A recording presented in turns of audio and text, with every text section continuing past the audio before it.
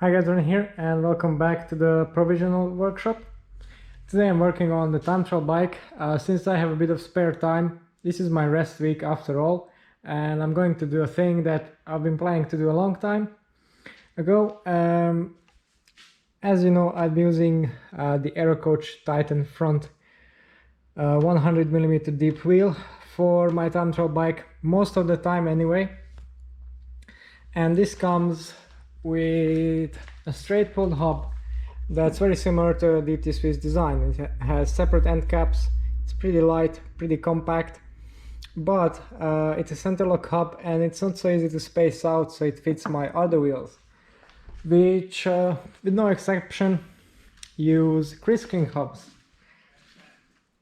like here.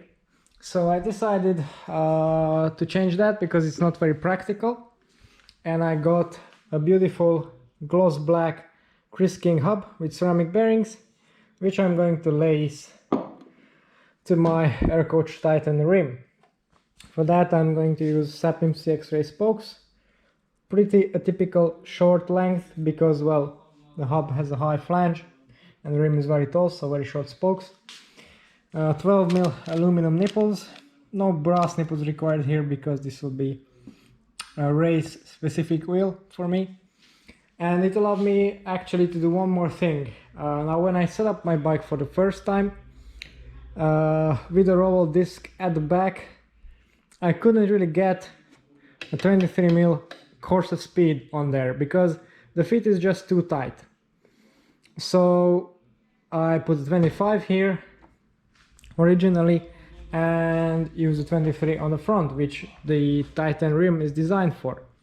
But now, since I've taken off the tire, it's no longer new, so it's stretched a bit, and I was able to put it on the Rowell. Why is that important? The 25mm tire is perfectly fine, but it was bulging out, which is not ideal for aerodynamics. And now the 23 is on. It was still a pretty tight fit, but managed to do it without problems.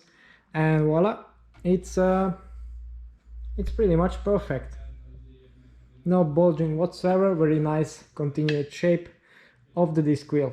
So that's one minor gain. Also, if you look at the hubs, I think potentially the Chris King hub is a bit more streamlined if you look at it, which could be a marginal gain. And also they say that these bearings in here, angular contact bearings, are specifically made for the hub, etc., that they should be the fastest available. So that's another marginal gain, although I already had Kogel ceramics bearings on there. So yeah, this is what I'm going to do today. The rim I've also oiled up in terms of the eyelets already, so it's ready for the build. And I'm not a weight weenie, but I was pretty sure that someone would be interested in the weight of this rim.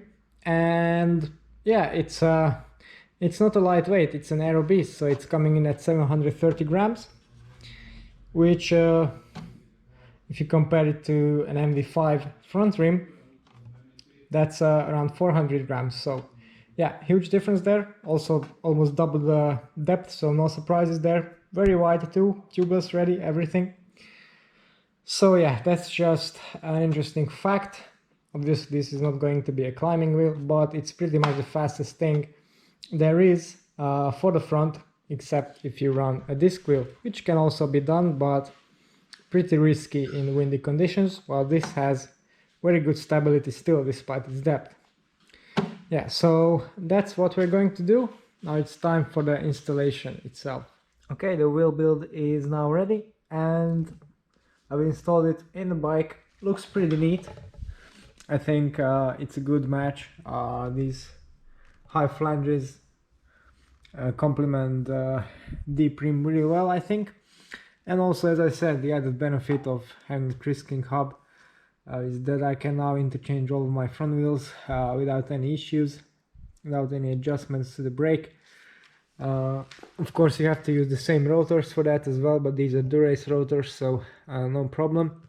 And also, yeah, there are the very durable ceramic bearings in there from Chris King, made in house, so the best of the best pretty much.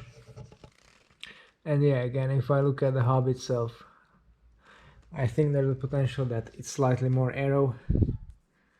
Weight wise, the weight of the wheel without the tire, but the rim tape and the tubeless valve installed is 1 kilo on the dot. So again, not a lightweight climbing wheel, obviously.